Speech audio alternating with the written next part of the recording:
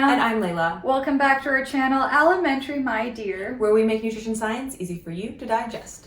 So today we're talking about, is sugar more addictive than cocaine? Both white powdery substances. Both ingested for different reasons. I could say maybe both for pleasure. But are they both addictive? So don't forget to hit that subscribe button so you never miss one of our videos. So the idea that sugar might be addictive seems to have come about partially at least because of the increase in obesity prevalence, over the last 50 years or so. So I think some researchers and neuroscientists kind of had the idea that, maybe there's something in the food that might be driving people to overconsume. And then people started kind of drawing comparisons to, from overeating or obesity to drug addiction, and something like sugar or delicious food to something like drugs, like cocaine. And you might have seen those headlines. I remember seeing them of sugar is just as addictive as cocaine on the news and whatever. Definitely eye-catching, eye-grabbing. And definitely scary too, Yeah. because sugar is something that's probably almost everyone's cupboard right now. Yeah. And so the idea that it could be addictive is definitely scary. Do you have this in the house with your children? Exposing your children to the horrors of sugar? You let your kids bake with sugar? Yeah, and I think part of what perhaps made it more compelling too is that there's similar neurochemical stuff going on that might be driving, that behavior to seek food, as well as, the behavior to seek drugs. So I think that's often brought up as a way to sell the idea that there's some comparison between sugar and drugs. Yeah, and in the literature that definitely came up quite a bit is that, in both drugs and sugar, you activate your dopamine receptors and your opioid receptors. And I think when people hear opioid receptors, they're probably heroin?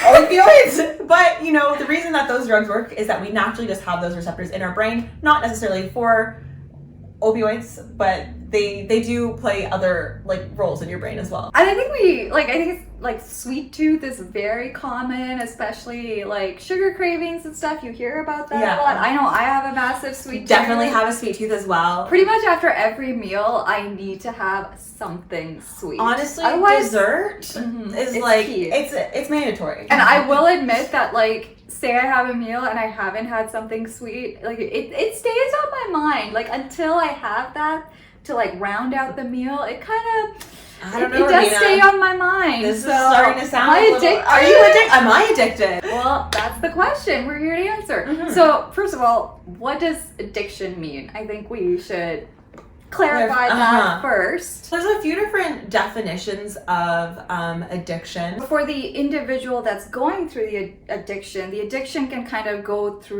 can look like 3 phases or stages, and they tend to be things like binging, withdrawals, and cravings. So the first one is binging. That refers to having increasing amounts over a short period of time. Then we have withdrawals. So that's having negative experiences during times of absence. So when you're not using the drug or whatever substance we're talking about, you're having negative experiences. And then the last part is craving. So this isn't really that well defined, but it's kind of driven by the withdrawal. And so as you're feeling those as feelings of withdrawal, you have an increased motivation to then go seek whatever substance that we're talking about. With things like alcohol, I think people that are addicted to alcohol often experience things like depression or anxiety when they're going through withdrawal. And I know with some harder drugs, you hear stories of when people are in rehab that they experience shakes and sweating and really intense withdrawal symptoms. Yeah, and I know alcohol, for example, the withdrawal symptoms can kill you if you quit cold turkey. So there's a very strong physiological piece to it, dependence to it as well. So I think I think it's important to, as we discuss the topic of is sugar addictive, I think it's worth kind of keeping these definitions in mind. The idea of, a substance, making it difficult to live your day-to-day life and causing, physical withdrawal symptoms. I think those are kind of important parts of addiction or dependence that we need to keep in mind as we move forward with this topic. Exactly. And we'll see kind of where does sugar fit in with those behaviors.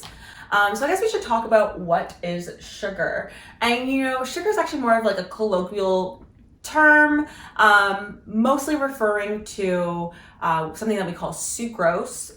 So like that's like the white like table sugar is sucrose, just made up of a glucose molecule and a fructose molecule together. But there are other people who consider high fructose corn syrup a source of sugar, but that still differs in its composition, whereas some people think that like naturally occurring sugars, like that's in fruits or honey or maple syrup, don't count as sugar. So there's a little bit of debate on what is considered a sugar and what's considered, I guess, addictive versus like not addictive in just like the colloquial sense. So now that we've gone over what sugar is and what addiction is, maybe we'll first start off going over what evidence there is to support that sugar is addictive. So as we mentioned, there is, people keep drawing back to this like neurochemical response to taking in, to having sugar that's similar to some of the responses that we see with drugs. So one that is mentioned over and over and over again is the dopamine response to having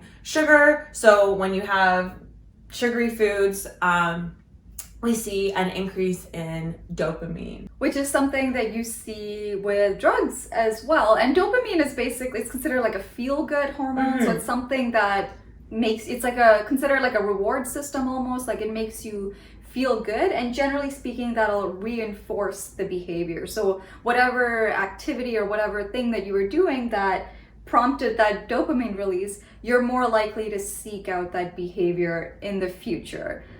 But this is a big but.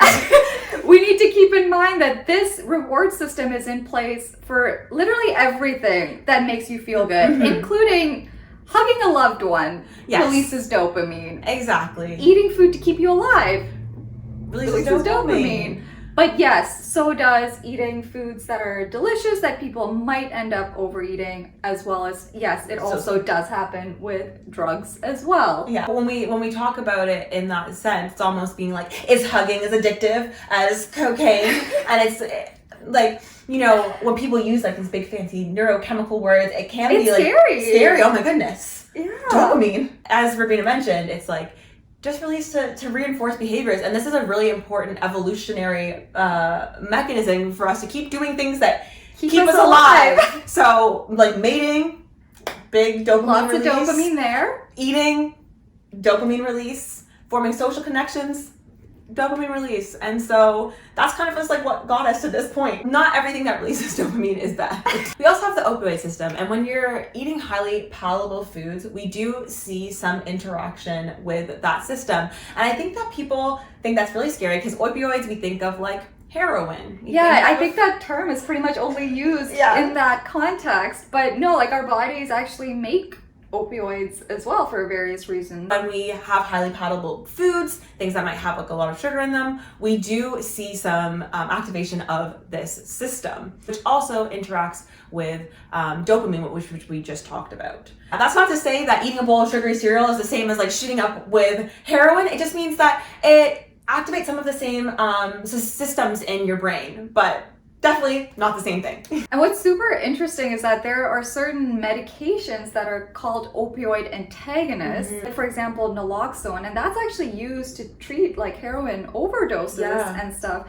And it's interesting because they found that in binge eaters specifically, using that drug actually seems to reduce the intake of hyperpalatable foods. Yeah, so you might see this like headline if it's in a newspaper, like naloxone, opioid antagonist, stops binge eaters from eating as much. That means food must be addictive, or whatever the narrative that they're painting is.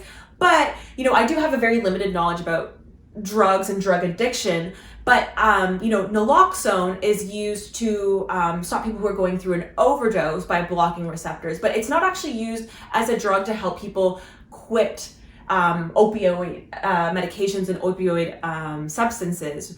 If we're going to make that kind of conclusion that, the reason that this works for people who have binge eating to eat less is because food is addictive, then you would expect kind of to see that naloxone would also have the same effect in heroin users, or I keep saying heroin users, but I mean opioid users, and we don't really see that. I think another thing about that study and the relevance to the context of food addiction is that I think there's some parallel being drawn between, people that binge eat and people that have substance addictions, which I'm not sure if those two conditions are necessarily comparable to each other either. Binge eating disorder is an eating disorder, but it is not considered a dependence or an addiction disorder. So I think another thing that is often used to kind of support this notion of sugar addiction is just anecdotal reports. And, we kind of mentioned about ourselves, like I think we both really like sweet foods. And a lot of people do cite that, they feel those cravings, or they feel the strong, compelling feeling to seek out foods that are either hyperpalatable or maybe specifically sweet in nature. But another thing to point out there is that we just tend to have more of things that we like. Like, I like to listen to R&B music more often because I just really like R&B music. And you're addicted to R&B music? Layla! Yeah. I need to get you some help. Just because we like something, just because we're getting a good positive dopamine response does not mean that it's an addiction. Absolutely. And we mentioned earlier, like as part of the characteristics of an addiction, that idea of like binging and withdrawals and cravings. So yes, cravings is part of it, but we're missing a lot of the other elements of addiction when we think about just wanting or craving a sweet food. And it's not like people really get withdrawals either from having from sweet foods, or even just like foods in general. And then also when we talk about the binging, it's not like you need an increasing dose of whatever food to have the same effect, which that's another good point, is that the effect of food isn't exactly mentally altering. You don't experience that desensitization that you experience with most other drugs and alcohol, which kind of the amount that you have to ingest tends to increase over time. Where do those headlines come from? Why are we seeing sugar is just addictive as cocaine? And that comes down to a few studies that have been done in rats. There's somewhere in the world where they have like a tribute to all the mice that have like sacrificed their lives. I don't know if it's mice or rats that have like sacrificed their lives in like the name of science. It's really cute. That's so sweet. Yeah. In the grand scheme of studies that I think that rats could participate in, I feel like this one's still not great, but not the worst. Yeah, they get some sugar, they get some cocaine. Exactly. What more could you want? Maybe some freedom, but that's okay. Anyway, in this study, they have a bunch of rats, and they teach these rats that they push this one lever, they get saccharin. And saccharin is like a artificial sweetener. It's really, really sweet. You can get it like when you go to those places and you get like I don't know if it's Sweet and Low, that's a saccharin, but one of those is saccharin. It's really sweet, so they get some saccharin, or they push another lever and they get some cocaine. So after they like teach the rats this, which kind of seems a little funny, but they learn. Rats are pretty good learners. They put them in separate cages, and one of the cages, they push one lever, and it's supposed to be the saccharin lever, but they don't get anything. And then they push the other lever, and they will get cocaine. They have another cage that some rats are in, that's the opposite. They push the lever that they learned was cocaine, and they don't get anything. And they push the lever that they learned was saccharin, and they get their nice sweet saccharin solution. And then they have a cage where both levers are working. They push the one, they get the cocaine. They push the other, they get the saccharin. And the findings were super interesting because, you know, in the condition where they would press the cocaine lever and they'd get the cocaine, but if they pressed the saccharin lever, they didn't get anything. The rats, after a bunch of days, they did develop a preference for the cocaine lever, which I think makes sense. Mm-hmm. And then, you know, on the flip side, where in the situation where, you know, they hit the saccharin lever, they would get the saccharin but no cocaine with the other lever, the rats did get a preference for the saccharin lever. Mm-hmm. But here's the interesting part. In the condition where, you know, if they hit the saccharin lever, they got saccharin. When they hit the cocaine lever, they got cocaine. The rats still built a preference for the saccharin lever. And this preference was actually developed quicker than the situation where there was, yes, saccharin, but no cocaine, which I'm not sure why it happened quicker, but it is interesting when, you know, both were on the table, that they seem to prefer the sweet tasting solution over cocaine, which is considered an addictive drug. And something to point out is some people might say, oh, well, this is because it was like a non-nutritive sweetener or like an artificial sweetener. But we've seen similar results in studies with sucrose as well. So sucrose, that's just like regular table sugar. And there's actually more research done on rats comparing sugar and cocaine as well. And, with other studies, they found a very similar thing when rats are given the option to push a lever to get cocaine or a lever to get saccharin or some other, palatable food, they do seem to gravitate towards the palatable food over cocaine. And this was seen over a wide variety of conditions. And what's really kind of funny to me is that it seemed like even when they tried to increase the dose of cocaine and, trying to make it a little more tempting, it still didn't quite overcome the preference for the sweeter palatable food. And they only got to that point where it would switch to the cocaine if, the amount of saccharin was really, really low, or if it was really hard to push that lever. Aw, poor little guys just out here trying to get their saccharin. I was like, I just want some sweet food. Yeah. As compelling as all of that sounds, there are some very important limitations to talk about. The way that they have these mechanisms set up is they push the lever and they get the saccharin or the palatable food or whatever it is right away, and it comes like the lever leads to that happening. But the cocaine delivery, they have to like inject it into the mouse, can happen anywhere in the cage, like far away from the lever, and it takes a little bit of time to happen. And I guess the drug itself also takes some time to kick in, so the rats might not be able to make that connection that, oh, this lever actually leads to the cocaine. And there was another study that in my view, depending on how you look at it, it could be used as an argument to support sugar addiction, or it'd be used as an argument against the idea of sugar addiction. But basically, when rats are given intermittent access to sugar, so if they're only given maybe a 12-hour window to have sugar and deprived of it for the other 12 hours, in those situations, we see some signs of binge eating. But when these rats were given access to sugar all day long, they actually don't consume any more than they did in the 12-hour period. So, the authors of this study kind of made it sound like this shows that sugar is addictive. But myself interpreting that just means I feel like rats just like to have a certain amount of sugar every day. Yeah, I think the perspective of the researchers was that, in these conditions, we do see signs of binge eating, and therefore perhaps that's indicative of an addiction. But it's interesting because when the rats are, free to eat it all day long, they seem to just regulate their intake, and they don't actually eat any more just because they have access to it for a longer period of time.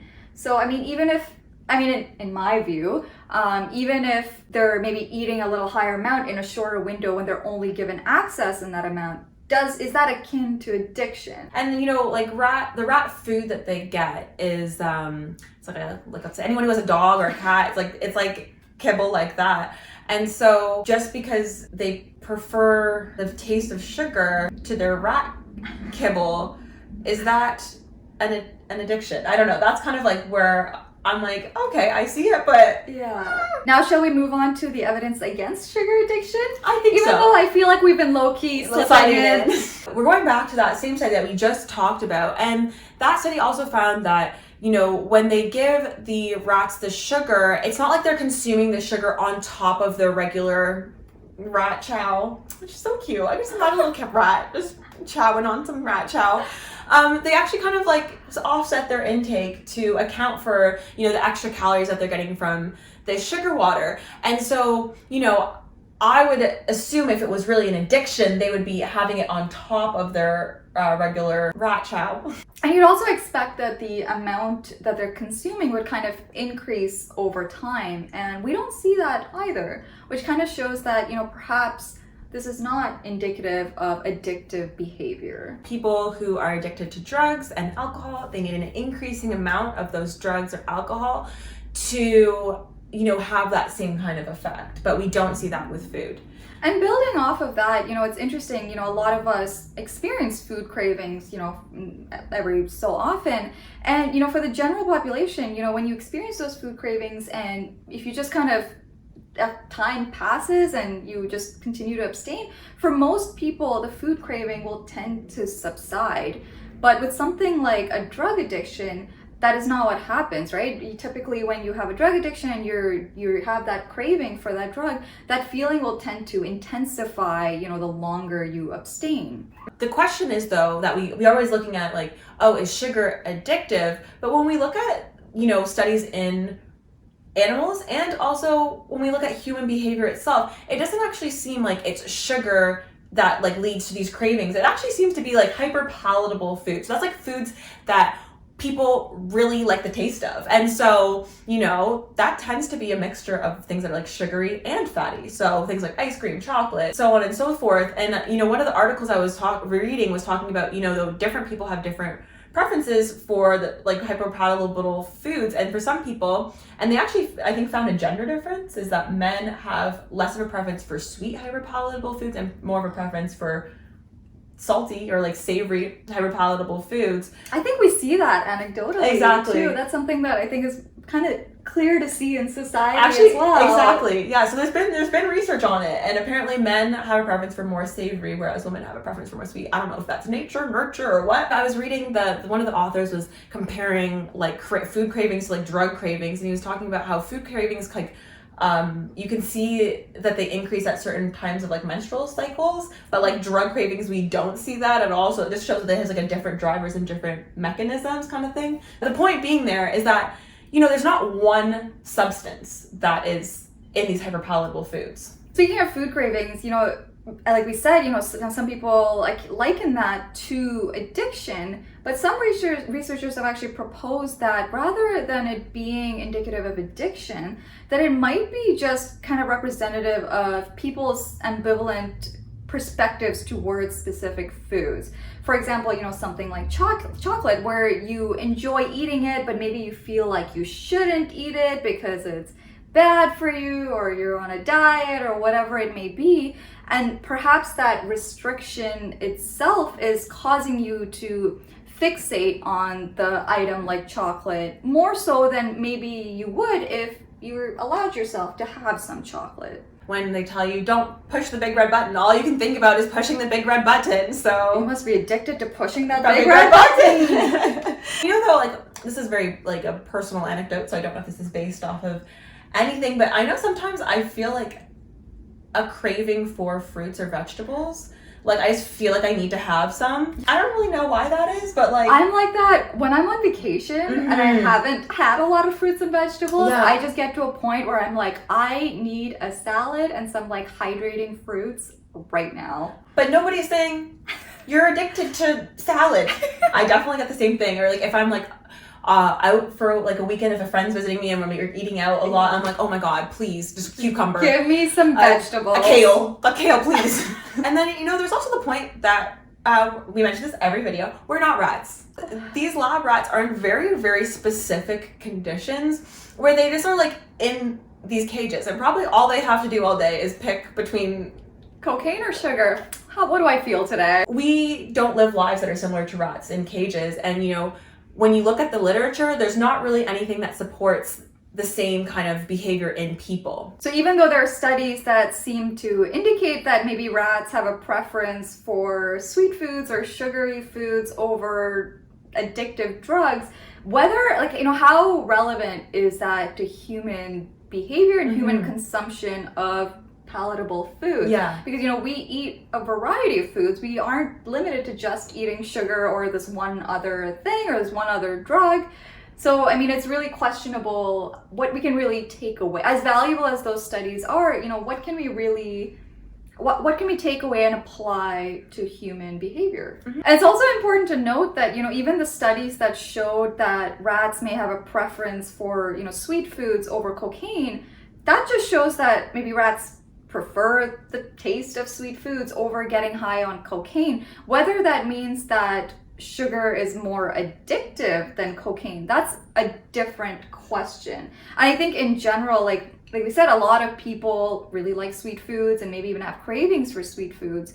But whether that feeling is indicative of addiction those are two different things. Does sugar have that effect on people, you know, to the point where it's making it impossible to meet your obligations at work or at home, or causing legal problems, or, you know, causing social or interpersonal problems, or causing physical danger. It doesn't really seem like food, or what we consider food addiction, really meets any of those. I'm sure like maybe there's some very extreme examples where that might be the case, but definitely I'd say not the norm, even for people who would consider themselves food addicts. So what can we take away from all this? Even though, you know, a lot of the research, especially, you know, the research in animals, I think it is very compelling that perhaps that there's something to this idea that sugar is addictive, but really, we really don't have enough evidence to suggest that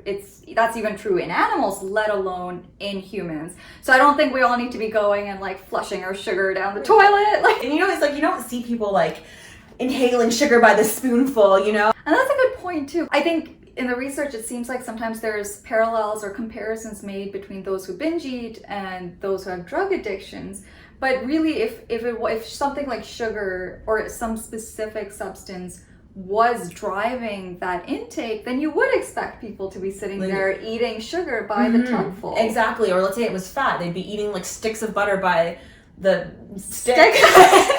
But you know, it's really, you see still variety in the diet of people who are binge eaters. They just eat a lot. So go ahead, bake those cookies. Thank you guys so much for watching. Be sure to like, comment, and subscribe. Hit that notification bell so you never miss one of our videos, and follow us on our TikTok and our Instagram. Thank you for watching. Bye.